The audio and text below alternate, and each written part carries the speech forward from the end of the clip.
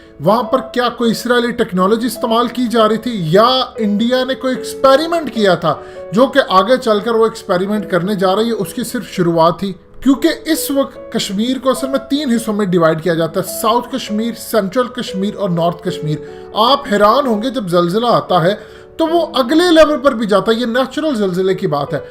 कश्मीर में जो कल रात को हुआ वो साउथ कश्मीर के लोग कहते हैं कि उन्होंने कोई चीज़ फील ही नहीं की, और नॉर्थ कश्मीर के लोग, ये आपकी स्क्रीन पर फुटेज चल रही है, आप इसको देख सकते हैं कि किस तरह वो सहाफ़ी भागती है और वहां पर लोग सड़कों पर निकल आते हैं। आपको समझाने के लिए एक तफसील आपको बताते हैं जिससे आपको चीज़ों को समझने में आसानी होगी, फिर डिस्कस भी आपको करके बताते हैं कि किस तरह इसराइल की कौन सी टेक्नोलॉजी का वहां एक्सपेरिमेंट किया गया। 2017 में पोहांग, ये साउथ कोरिया का एक शहर है, वहां पर साउथ कोरिया की तारीख का सेकेंड लार्जेस्ट बड़ा खतरनाक 5.4 मैग्नीट्यूड का जलजिला आया और पूरे शहर को तहस नहस कर दिया उसने। तकरीबन 123 मिलियन डॉलर का इनिशियल सिर्फ एस्टीमेट लगाया गया। कई लोग बेरोजगार हो गए, कई लोगों की बिल्डिंग्स आज भी क्रैक से भरी हैं और कई लोग डिस्प्लेस हो गए, बहुत सारे वहां पर लोग मर भी गए, बहुत ज्यादा तबाही वहां पर हुई और उसको कहा गया कि खुदा की तरफ से अजाब है। लेकिन हुकूमती नुमाइंदों की जानिब से कुछ लोग ऐसे थे जो एक प्रोजेक्ट पर काम कर रहे थे। असल में साउथ कोरिया की गवर्नमेंट ने एक प्रोजेक्ट बनाया वहां पर, यह प्रोजेक्ट था रिन्यूएबल एनर्जी प्रोजेक्ट, और इसको उन्होंने जियोथर्मल पावर प्लांट के पूरे एक जरिए जो पोहांग के अंदर उन्होंने बनाया था, उसके जरिए इनका एक एजेंडा था और एक प्रोग्राम था जो बड़ा ज़बरदस्त था कि जो अंडरग्राउंड हीट होती है, जो नेचुरली रिलीज होती है ज़मीन से, उससे हम इलेक्ट्रिसिटी जनरेट करें।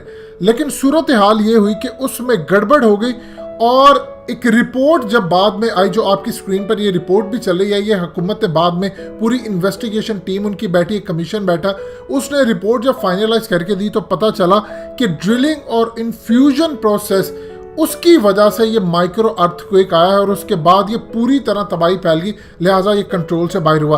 फिर वहां पर उनके मेयर ने पूरी दुनिया के सामने ऐलान किया कि मेरे शहर को तबाह बर्बाद कर दिया है, हुकूमत इसकी जिम्मेदार है और हुकूमत इसका पे करे। वहां के सिटीजन ने अदालत के अंदर गए और उन्होंने वहां जाकर पूरी गवर्नमेंट को सू कर दिया और कहा कि पावर प्लांट का सारा प्रोजेक्ट बंद किया जाए।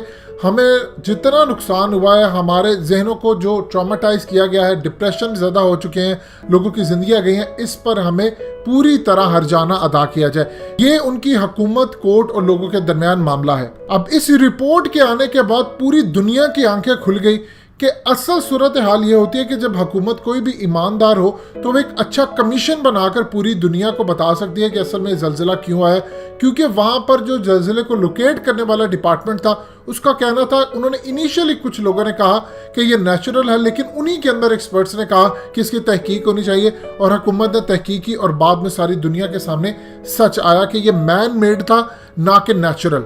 इसी तरह 2010 का हेटी का जो जलजिला था, होगो चावेज, ये वेनेजुएला के लीडर रह चुके हैं, इन्होंने ऐलान किया कि अमेरिका ने टेक्टोनिक वेपन्स इस्तेमाल करते हुए यहां पर जलजिला बर्पा किया है। ये टेक्टोनिक वेपन्स बेसिकली एक हाइपोथेटिकल डिवाइस होती है, या आप समझ रहे एक सिस्टम होता है जो आपका कहीं भी किसी भी जगह पर जलजिला बर्पा कर देता है। और इस सूरत हाल के अंदर 1992 में पहले एक साइंटिस्ट ने इसके बारे में बताया था कि ये पूरी तरह दुनिया की तबाही लाने के लिए एक ऐसा हथियार है जो कभी भी इस्तेमाल किया जा सकता है। पाकिस्तान में जो जलजिला आया था 2005 का, वो एग्जैक्टली यही था।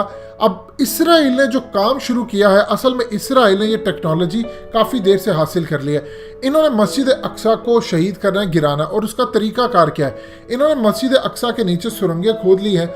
अब वहां पर सिर्फ एक कोई ऐसा जलजिला आ जाएगा जिसके बाद पूरी की पूरी मस्जिद अक्सा को ये शहीद कर देंगे और इसकी शहादत के बाद एक जवाब देंगे कि देखिए ये तो खुदा की तरफ से हुआ है, हम तो इसमें जिम्मेदार नहीं, लिहाजा अब हमारा थर्ड टेंपल बनेगा। आप सोच लें, अरब कंट्री सारी इसराइल के साथ वैसी जप्फी डाल लिया उन्होंने, एक दूसरे के साथ मिल गए हैं, तो किसने फ़लस्तीनियों के लिए आवाज़ उठानी है? सिर्फ एक पाकिस्तान उठा लेगा, वो भी दबी दबी हम अल्फाज उठाते हैं। हम फ़लस्तीनियों का सिर्फ एक आधा बयान देते हैं, शायद थोड़ी बड़ी आवाज़ उठा लेगा टर्की या कतर उठाएगा। उसके अलावा दुनिया के अंदर ना तो आप देखेंगे कि सऊदी अरब के अंदर कोई इसका एहतजाज होगा ना कुछ, और पूरी दुनिया के अंदर एक मुसलमानों पर अजाब आएगा।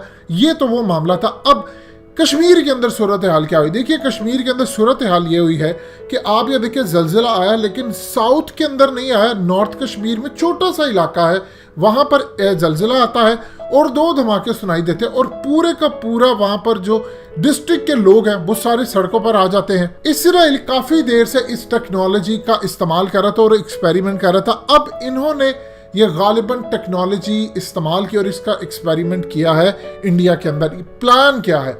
देखिए एग्जैक्टली प्लान जो इसराइल ने मॉडल वहां पर बनाया है यही प्लान इनका यहाँ पर है। ये हमारे साइंटिस्ट की जिम्मेदारी है कि वो पूरी तरह इस पर काम करे क्योंकि ये इतनी खतरनाक चीज है कि कल को इसराइल पाकिस्तान को भी नुकसान पहुंचा सकता है। ये करना क्या चाहते हैं जिसका इन्होंने एक्सपेरिमेंट किया है। अब आपको दुनिया भर के अंदर आप देखेंगे अभी तक इन्होंने हुकूमत ने कोई बात नहीं की, लेकिन ये कहेंगे जी ये जलजिला था या ये जी वो था या जी ये कोई ड्रिलिंग थी, ये जी इंडियन एयरफोर्स ने काम किया, हमने पहले से आगाह किया। ये सब ड्रामे आप इनके साइड पर रखते हैं। ये काम ये करने जा रहे हैं कि अक़वाम मुत्तहिदा, आप देखिए तैयब उर्दगान ने भी उठकर एक ही बात की, हमेशा पाकिस्तान भी क्या कहता है अक़वाम मुत्तहिदा की करारदाद के तहत आप ये मसला हल करें। वो क्या है कि कश्मीर के अंदर रेफरेंडम कराए, जो कश्मीरी चाहता है वो काम हो जाए।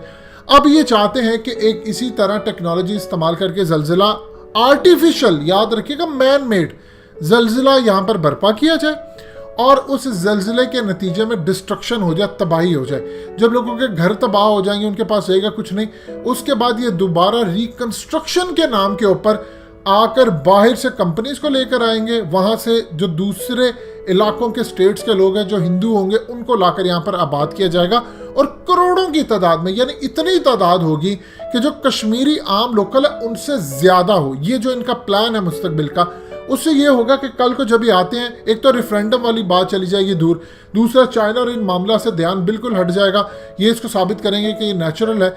उसके बाद जब ये चीज़ें सूरत हाल बिल्कुल स्मूथ लाइन में आ जाएगी तो ये पूरी दुनिया को कहेंगे ठीक है हम रेफरेंडम करवाने के लिए तैयार है, डोमिसाइल तो ये ऑलरेडी दे रहे हैं और वहाँ पर रेफरेंडम होगा, आम कश्मीरियों की बजाय हिंदू वहाँ पर ज़्यादा होंगे और वो जाकर जब रेफरेंडम में कहेंगे कि कश्मीर इस वक्त हिस्सा बनेगा भारत का, तो यूनाइटेड नेशन की करारदाद के तहत सारे का सारा मामला हल हो जाएगा। ये इनका प्लान है। अब ये जो टेक्नोलॉजी इन्होंने इस्तेमाल की है, ये कई तरह के एक्सपेरिमेंट हो सकते हैं। ये टेक्टोनिक वेपन्स भी हो सकता है, ये इसके अलावा अर्थ के जो प्लेट्स होती हैं उनको छेड़ने के लिए कई तरह के अब प्रोग्राम्स इनके पास मौजूद है जिनका इस्तेमाल किया गया है और अब इन्होंने एक्सपेरिमेंट इसका किया है जिसके बाद ये सूरत हाल पेश आई है।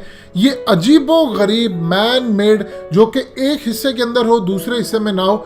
1998 के अंदर जब पाकिस्तान ने यहाँ पर तजर्बे किए थे एटमी, तो पाकिस्तान और इंडिया ने जो तजर्बे किए थे उसके बाद अफगानिस्तान में बड़े शदीद जल्जले आए थे, पाकिस्तान की साइड पर भी आए थे। तो इस सूरत हाल के अंदर इन चीज़ों को बिल्कुल जिस तरह साउथ कोरियन एक्सपर्ट्स को बिठाकर 1 साल तक तहकीक की, और ये रिपोर्ट आपकी स्क्रीन पर बार बार चला रहे, ये चल भी रही है, इस तरह की रिपोर्ट जब हम जारी करेंगे तो दुनिया को पता चलेगा। अगर हम हमेशा की तरह मुंह बंद रखेंगे, हमने 2005 के ऊपर काम नहीं किया जो जल्जिला आया था, तो बाकी किन चीज़ों पर काम करें।